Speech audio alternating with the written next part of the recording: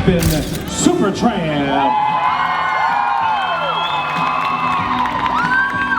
Good afternoon, CVXLIVE!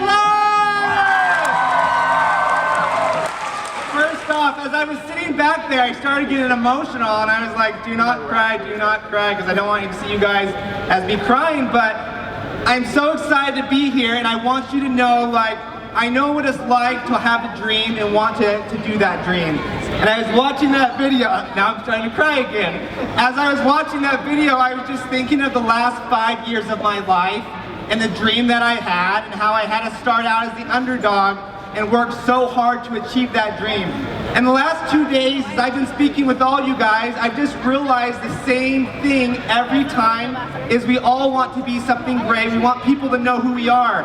So that I've been preparing what I want to talk about, it's just that. I want to share everything that I have learned over the last 5 years on how to be successful. I want this to be as educational as possible. No secrets, nothing held back. The truth will be revealed today. Woo! Woo! So just know at the end, I'll take a couple questions. Hi, big fan. But no, I just want this to be an awesome, amazing experience for everybody. So the first thing I want to talk about just want to make sure I get my facts right, in 1848, does anyone know what was so important about that date? I didn't think anyone would. So that is when the gold rush started. That is when they realized that there was gold in California. And when that happened, everyone in the east started going west to get the gold. And what happened is people were discovering gold, but it was very limited once thousands and thousands of people got there. That's the exact same thing that's happened with YouTube, is people discovered the amazing platform that it was, and everybody, their mom, dad, dogs, and cats were trying to get on that platform. And as that has happened, it's just got harder and harder for people to succeed. So that's why I want to share everything that I've learned so we can all grow together. And as each of us grow individually, we all grow as a community. So just out of curiosity, raise of a hand, who here has ever created a video? Woo! Who here has a video on YouTube? Woo! So I want to speak directly to you guys, but what I'm talking about is going to be video related, but I feel it relates to every aspect of life as far as pursuing your dream, even if it has nothing to do with video. So make sure to take notes, because I'm going to share everything that I know. Not everything, but as much as I could come up with in a couple days. So the first thing that I want to talk about, let me pull up my trusty notes that have never held me astray, is rejection is the key to success. The more you get rejected, the more you are rejected, the more opportunities you have to learn from that and to grow from that. Now, when I started my filmmaking career, I was the biggest loser ever. People would make fun of me constantly. In high school, I was so shy that when I had to eat my lunch, I had no friends, so I'd go to the bathroom stalls and I'd eat my lunch in the cafeteria, or not the cafeteria room, I enjoy the cafeteria, but I'd eat in the bathroom stalls. Like, that's who I was. I was so shy to speak up. But I always wanted to make movies. I knew that, but I knew that if I could not be vocal, I could not share and express what I wanted to express. So as I was going to high school, I learned that, and I was constantly feeling rejected. So I was like, something has to change. I have to feel accepted. And as I started the YouTube scene, it started to change. But I know exactly what it's like to be rejected, and I know all the amazing things that can happen from being rejected. And that's a big part of what I'm going to talk about right now. So rejection is key. So I wanted to get in the film program at BYU more than anything. After I went on a 2-year mission for the Church of Jesus Christ, I went to Jamaica. Then shout out to missions. But after I had that experience, I applied to BYU, I got accepted, and then it was like, I got into the program, but now I need to get into the film program, which is a completely different story. So once I applied to the film program, it's basically a year-long process as far as applying. You send in your application, and you only have 2 chances. After 2 chances of being rejected, you can't be a part of the BYU film program. So after my first attempt, I got rejected. And after I got rejected, I was like absolutely crushed. So I looked up last night, I was like, how was I feeling? So I looked up an email that I sent my friend after I found out I had got rejected, and this is what I wrote him. I said, I basically spent the last hour a complete wreck. I just found out about the film program. I did not make it in it. This is by far much worse than a breakup. It's probably much worse than finding out your dog's been hit by a car. Probably not true, but being a little dramatic here, but I'm not sure what to do now. I've done everything in my power to get in. I've gone to every Thursday forum. I volunteered on every student film. And I got an A+ in TMA 185 or 112 film class. Then I had about 20 people go over my application and I still failed. And then I said, regardless, just so you know, I am still willing to help in anything I can, so never hesitate to ask. If BYU can't accept me, I got to find another way into it. Take care. So after that experience, I knew I had to be in the film program even though I'd already been rejected. So year 2 comes around, my time at BYU, and I applied my second time, and I got in, and it was like life-changing. Now once I got on, that still did not fix the problem. I was still shy, but it was over time that problem was fixed. So the first thing I just talked about as far as rejection is key to success. Use the opportunities you get as far as people not liking your videos to learn and grow from those experiences. If they don't like your singing, realize what you can do better. Now the second thing I want to talk about is don't get discouraged. Third thing, don't wait around for an opportunity, create it. The biggest thing I see, or one of the biggest problems I see, is so many content creators, like all of us, we're like, well, no one wants me to do videos. It's like, how do I do a sponsored video? The problem is you have to go out and be willing to go out of your comfort zone to create the opportunities. Most of the times, opportunities do not come straight at you. You have to do something to get their attention. Now, one of my favorite video games at the time, when this was 3 years ago, it was a video game called Assassin's Creed, and I really wanted to work with them. So I contacted them, and I was like, I would love to do a video to promote your game. And they were like, you're not showing video game footage, it doesn't make sense for us to do this. So I'm like, I totally get it, I have to prove myself. So I went and I contacted my friend at the time, Ronnie Shalvis. Shout out to Ronnie Shalvis. So I contacted Ronnie and I was like, hey Ronnie, you're an amazing parkour athlete. Let's work together, let's do this on our own. We're not gonna have any funding, we're just gonna do it because we love it and we'll see what happens. So after we put out that video, the first week it got 7 million views, and then all of a sudden that video game company contacted us and they were like, now we would love to work with you, you've proven yourself. And that's what's happened every time that we've created the content that we do, is we go out and we try and prove ourselves to the world. It's not asking people, hire me, hire me, hire me. It's going out and showing the world what you can do. Now the other thing that I want to talk about is the people that are most successful on YouTube is they are obsessed with YouTube. It is their life. So hand of applause for obsession. But honestly, like, you go up there to the Hall of Fame YouTubers, like you look at each one of them, and they do have everyday lives, but they're also obsessed with what they're doing. If they're a singer, they're so passionate about singing. If you want to be successful and succeed, you must be obsessed with it. You have to be willing to do it when no one else is. There's so much content out there on YouTube. In order to get noticed, you have to be working harder when no one else is working. When other people, as far as are trying to get big, if they're sleeping, look at those opportunities to do stuff when they're not. So always look for those opportunities to go big and to do what no one else is willing to do. And I often say, fight for your passion, and it's so true as far as that goes.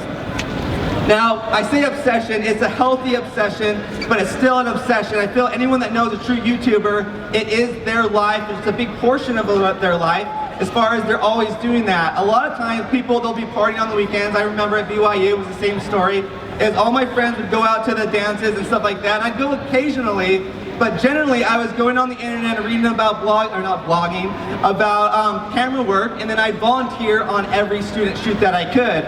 And when I first got to BYU, this is another key factor that I write down, is learn everything you can from the most experienced. The people that you look up to, learn as much as you can from them on what they're doing to be successful. So when I got to BYU, I wrote to the TMA, the Theater Media Department, and I was like, I want to learn from the best cinematographer. And they responded like, go to Cole Webley. And he was an amazing cinematographer at the time, still is. But I was like, I would love to work with you. And he said, bring me a Snickers candy bar and I'll let you work with me. So I brought him a Snickers candy bar and then he let me work with him. And I worked with him on every shoot possible so I could learn as much as I could from him. Now the reason why I share that is a lot of times people say or ask me, how do you determine the people that work on your team? A good example is everyone that works with me right now, minus one, does not have a film degree. They never went to college for it. They just did it, and I noticed them because they were so passionate about it. Brandon over there with the camera, everyone look back. Brandon, raise your hand. So Brandon, he is like, no one knows who Brandon is. You're 17, Brandon, am I correct? I got it right. So Brandon, he just contacted me and he was like, Devin, I love your videos. I'm gonna come on this shoot and I'm just gonna work. When Brandon came, he worked harder than all of my employees. So no offense to my employees that are here, or people that work with me, but he was so diligent and so willing to work and do the jobs that no one else was willing to do. And when I saw that, I was like, this kid is golden. He may not have all the best camera experience, but he is willing to learn and to grow. And literally that is the people that I surround myself with, is people that are super passionate about what they do, not that they have the best skills, but they're willing to learn. And I feel that's a part of, we call ourselves Team Supertramp, as far as it's people that are willing, they don't know the rule book, they don't know, say, this is the only way to succeed. They just go out and do what they think will work, and it often works almost every time. A next thing I want to talk about as far as how to succeed on YouTube is, just talked about finding amazing people that you can work with, is form alliances. The people around you right now will have a huge impact on your success. No question about it. When I was just getting into YouTube 5 years ago, it was 2010 October, I was working for a company called Orabrush. They were a tongue cleaner. Has anyone heard of Orabrush? Woo! Tongue cleaners for life. They actually just sold, someone else bought them, so it's really exciting during Christmas time. But what they were doing and what I was learning is you had to collaborate and work with other people to succeed.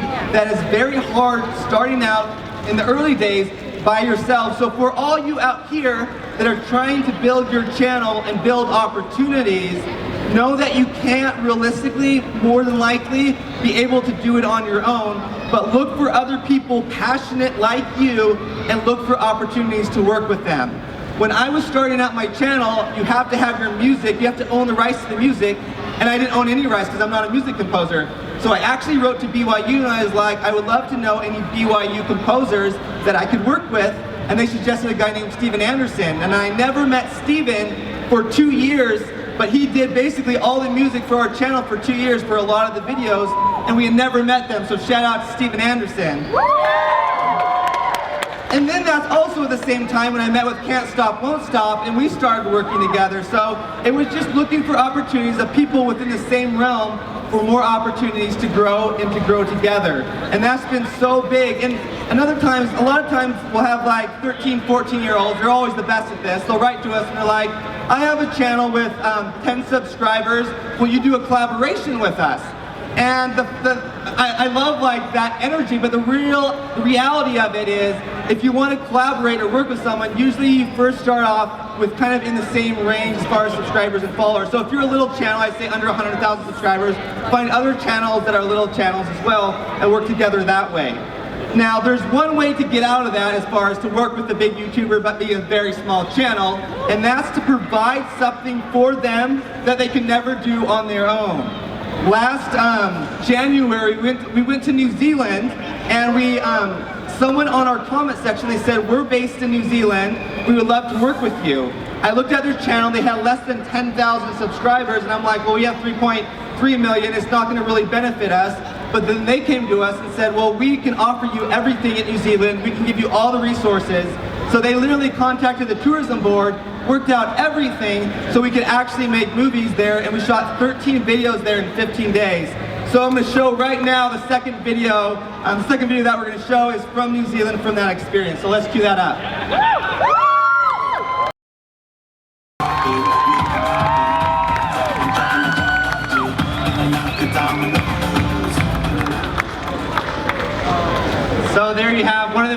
out of New Zealand, but that was a massive collaboration. And we also got another amazing YouTuber named Fun for Louie, who has Fun for Louie fans out there.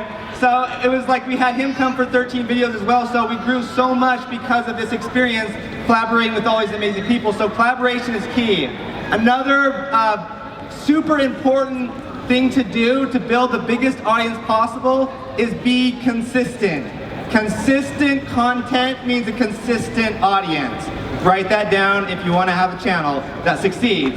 But all the channels that succeed, they kind of basically, you know, they're going to have a video every week, they're going to have a video once a month, or whatever it is. It's always different for different people. We've decided to do it every Monday. So that is so important to build a big audience. Now, another thing that I want to talk about, and this is so important, is decide your standards now.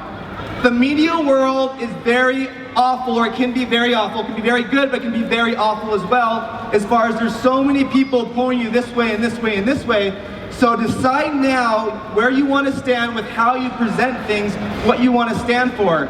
So as my YouTube channel took off, we started having all these big brands and companies contact us, and they're basically saying, join us, do this. And it was like, that doesn't stand for who I am and what we want to be represented as. And we decided, basically, we wrote our, the Supertramp Bible is kind of what we look at it as.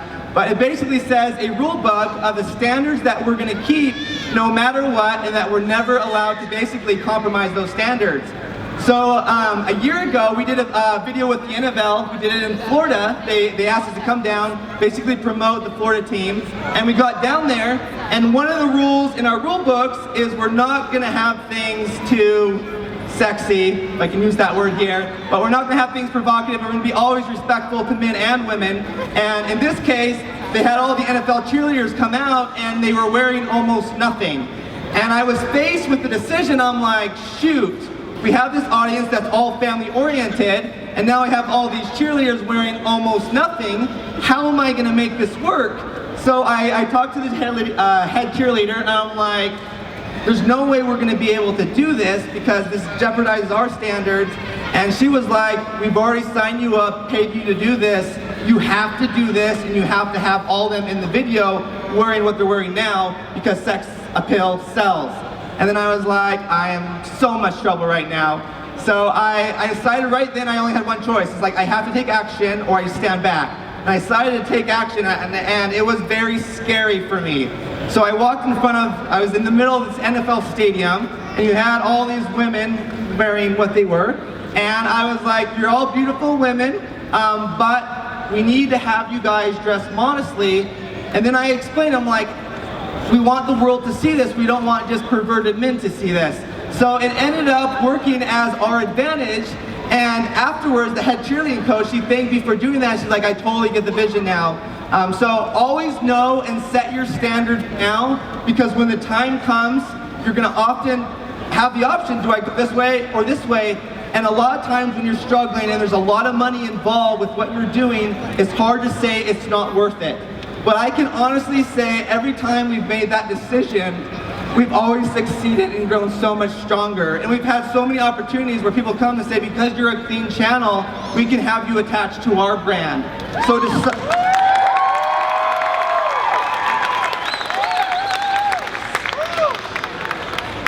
decide your standards now and keep them and never jeopardize them, because it can be so easy, and once you make that mistake, you keep on making that mistake. So I wanted to touch on that. So another thing is, once you do a brand deal, so our income, in case people wonder how it works on YouTube, someone asked earlier how much you make on YouTube. That's a really tough subject to answer because it's different for everybody. For us specifically, we make 10% of our money off of AdSense. Basically, Google will put videos on our channel, commercials, and we'll make 10% of our profit from that. Now, we have a full-scale production team, and we can't run our entire business off of 10% of what we're making. So we have to use other funds. So I'd say about 70% of our funds come from sponsored videos, working with people like Ford, Mountain Dew, Ubisoft, and then the rest of the percentage, 70, 89, 20% of our income is actually through stock video footage. So that's how we're able to turn this into a business. So people like Sharp or Samsung, they'll buy our footage so we can actually sell it. Now, other people don't make their money through selling merchandise or through selling music, so there's different ways. We don't do music, so that's kind of why we had to do this specific one. Create content you want to make, otherwise you will get stuck doing what you don't want to. That's huge as far as create something you want to make, and if people love it and it goes big and you hate making that kind of content, they're going to expect that, and if you do something different, they're going to get mad at you. So make sure from the start, whenever you're creating anything, you do what you want to be known for. And that's the other big thing, is so many people, they're trying to be what another YouTuber is doing. But there's so much amazing talent here that you all can stand on your own. So try and ask yourself, what makes me unique, and use your own talents to basically succeed and create the content that you're trying. But don't try and make what Devin Supertramp's making, or some other musician, or some other beauty guru. Do what you want to do that makes you who you are and what makes you stand out. Also know why you're doing it. I have 3 minutes left, guys, so I'm gonna make this quick. I'm starting crying all of a sudden. I'm gonna have my mother stand up for a second.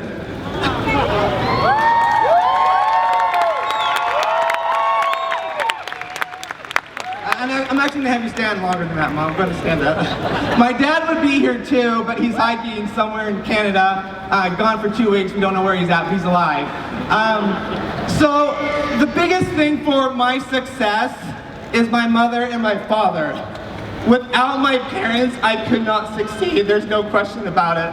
They have been there from the start, and they've always been so supportive. And as I look out, I see so many mothers and fathers. Like, you guys have so much impact on your children. And for all the kids out here and younger people, I know there's college-age kids here too, but like, listen to your parents, unless they're really bad parents, but still try and listen to them. But my mother, she's sitting down now, she's been so big with my success, it cannot happen without my mother. So no, parents, you have such an impact on your children. The last video I'm going to show really fast, it's not too long. It's a preview from our Iceland experience we shot a year ago. Basically, it was like, I want to go out and create an hour-long film telling my story of what makes me tick, click, tick, and basically just shows what I love to do. So what we're going to show you right now is just a short little teaser, and then I'm going to say one last thing. So let's go ahead and cue that up.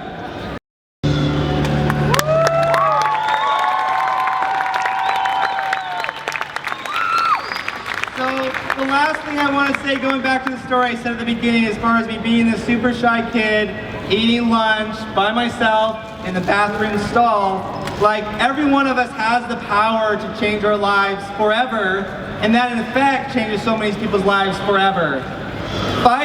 6 years ago, I was at a conference just like this in LA, and I did not have a YouTube channel. I was just another person. I still am another person, but I was sitting out in the back, and I remember hearing everyone talk.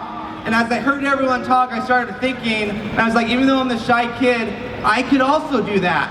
And as I did that, I've been able to build this career with so many amazing people helping with that progress. Now, with all that being said, always the #1 most important thing that I'll say tonight, write this down, maybe don't write this down, but just be mindful of this, is that your family and friends will always be priority 1, and never jeopardize that, because at the end of the day, that is the #1 thing that is going to make you happy. I've seen it in my own life. I've made good mistakes, bad mistakes, but it always comes back to, it's not the videos that give me fulfillment, it's not the fans, it's not the everyday people, it's my family and friends, and that's what means the world to me. Never jeopardize that as you go along this process, because it can take so much out of you. So other than that, that's what I'll leave with. Thank you, guys. Devin Supertramp. Give it up for Devin Supertramp, ladies and gentlemen.